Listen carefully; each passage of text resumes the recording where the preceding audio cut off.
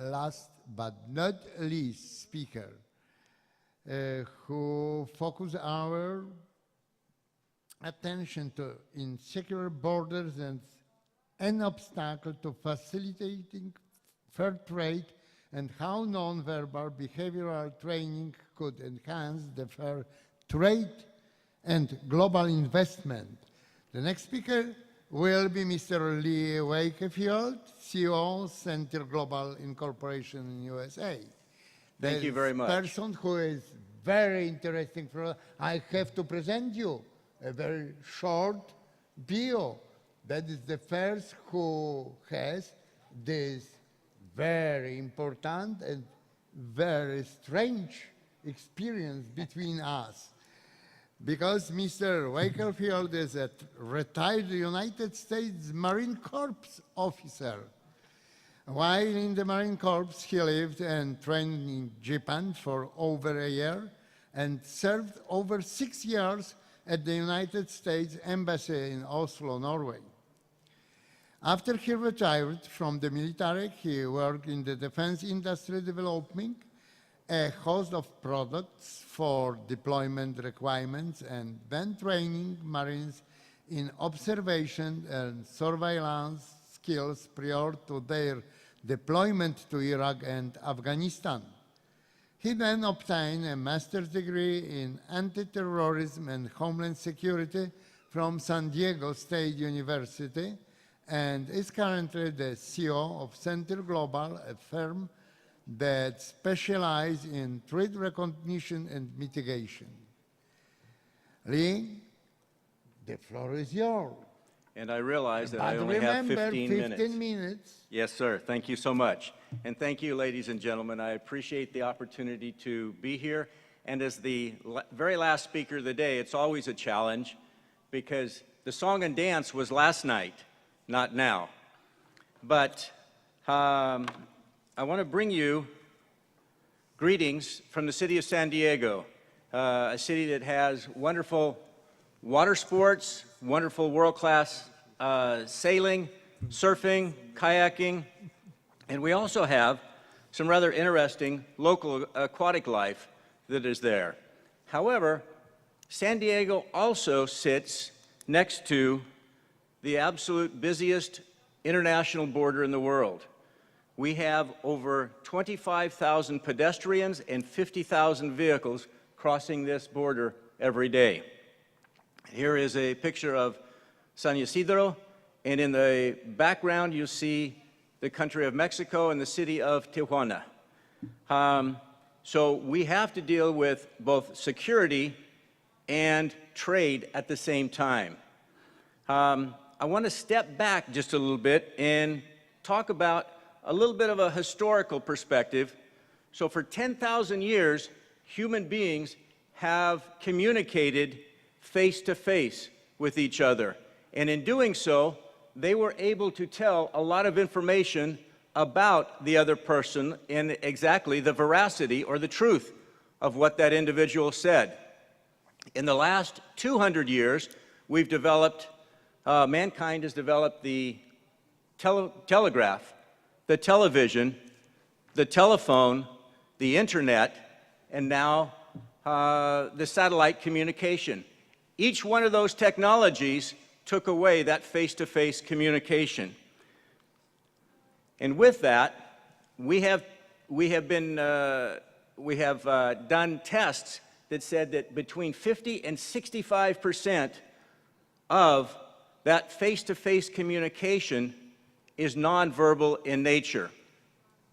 If it is that high, I ask all of us, how much of that communication are our customs officers actually missing? Because the customs officer is oftentimes the very first person that someone comes into the country actually encounters. And so I've got a challenge to the World Customs Organizations and the trainers. But first, let's talk about the need for security. The security, we know, has to increase to limit drug smuggling, illegal cargo, and worst of all, human trafficking. So if the goal of customs process is to increase international commerce, foreign investment, and to decrease transnational crime, then what do you think is the key to that? Absolutely, it's security, isn't it? Well, the United Nations for 50 years has developed what they call a war on drugs. And I think everybody in here, we have thrown billions of dollars at fighting illegal drugs. And I would question just how successful in these 50 years we've actually been. The most common response to a government is to throw money at the problem and to invest heavily in technology. And I'm not against technology. You invest in cameras, you invest in computers, you invest in sensors, in RFID tags to increase the security. But I want to challenge the community here to develop a new breed of customs officer that can detect information coming from an airport, coming from a seaport, before that illegal activity actually happens. And psychology is the basis for this information. And in fact, the most powerful threat recognition and threat analysis tool we have is right here in our brains. And I want to leverage that tool to be able to train people to recognize the threats. If you look at that picture, you'll see that the female on the right-hand side has a lot more little dots in her head. The reason for that is because females biologically have 24 receptors in their brains that are tied to body language recognition. That's because the female is the primary caregiver in every society on earth. And so they learn how to read their infant's signals when the baby can't talk, maybe can't even move very much. I, on the other hand, and every male in this room, only have 8 receptors in our brain. Well, what I want to do is I want to leverage that information and take those females who are already better at reading body language, teach them how to read threat recognition, and they then become a very, very powerful asset for the customs arena to be able to detect threats before they actually happen. And I can assure you, with all the females that are in the room here, it's much easier for a female to be a customs officer in most of their respective countries and greet customers coming off of an airplane than it would be for somebody like me to be asking the questions, because quite frankly, I'm a little bit more intimidating than many of these females in here.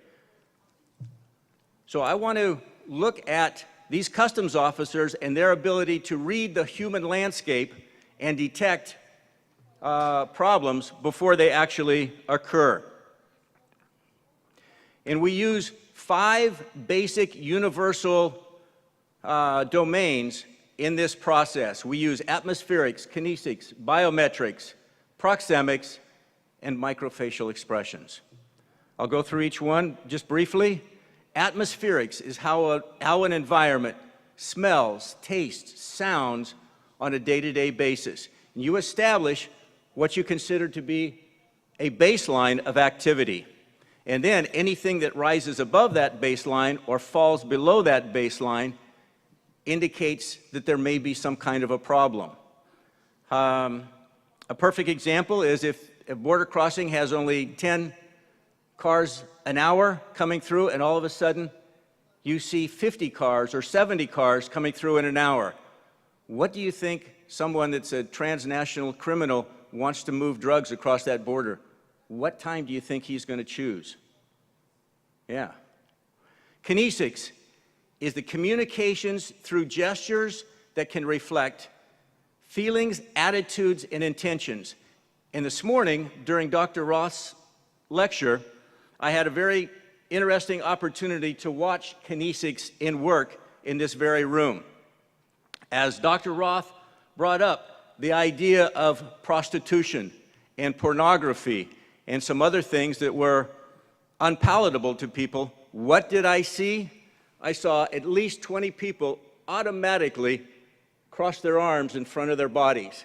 What that is a kinesic response to what they just heard, and they were putting up a block because they did not like what was said and didn't want to hear that. That was an automatic response. Now the next is biometrics, and biometrics are autonomic responses to functions that the body cannot control.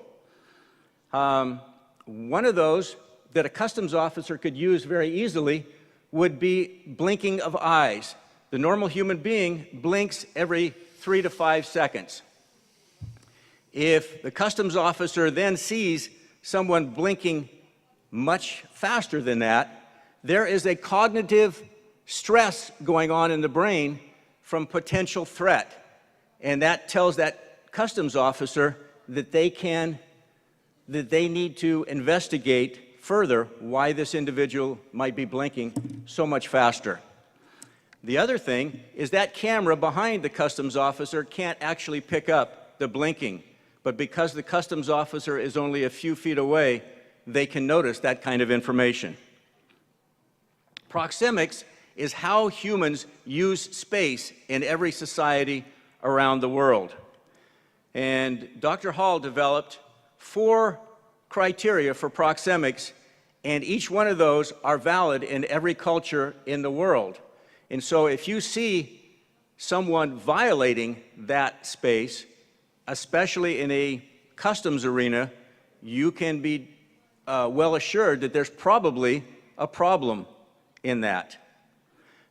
Now, establishing a baseline, I mentioned establishing a baseline. With that baseline, every environment actually has a baseline. This conference room here has a baseline of activity. And what we are looking for customs officers is actually anomalies or changes in those baselines to understand the human behavior. Microfacial expressions are fleeting expressions that can last anywhere from 1/4 of a second to 2 seconds. And they tell you automatically right at that second what the emotional state of that individual is.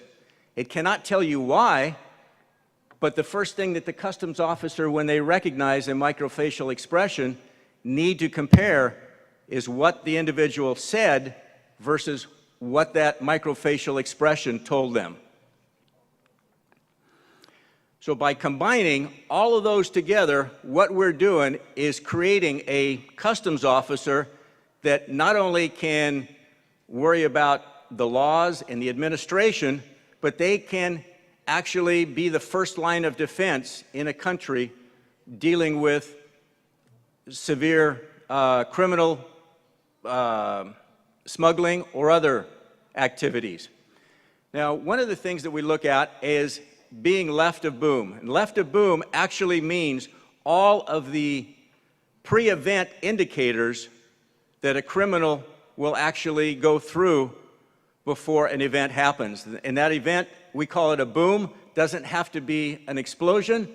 That boom can be actually an economic boom by smuggling of cigarettes. Let's take the European Union, for example. How much is the European Union losing with smuggled black market cigarettes in a year? It is a staggering amount. So if we can look at the planning, reconnaissance, and rehearsal phases of the criminals, we can detect that and stop the boom, and that's the primary goal. So what we teach and what I think is important for the customs arena is what parts of the body are less truthful and what parts of the body are more truthful, and this is for everybody. This is a universal trait. How can you tell if someone is being deceitful? There are huge numbers of signs to indicate deceit. What is missing from an environment or what is added to an environment that may represent a threat? And what picture does all this information provide you with respect to borders and with respect to customs? So again, I want to challenge the entire World Customs Organization, INCU, and all of the academies that actually train customs officers to include threat recognition training in part of their curriculum, because they are going to be out there being that country's first line of defense. Everything in the customs arena should be always preventative in nature and with a mindset, like it says there, left of boom. Now, I would be happy. Do I have some more time, sir? Yes, 2 minutes for you. The last 2 minutes? 2 minutes. Yes. Thank you so much. I won't need the time, but I would be happy to talk to each and every one of you about that kind of training for your respective countries, for your customs officers, so that they can protect you. Because remember, without security, you're not going to have trade. Thank you very much. Thank you very much.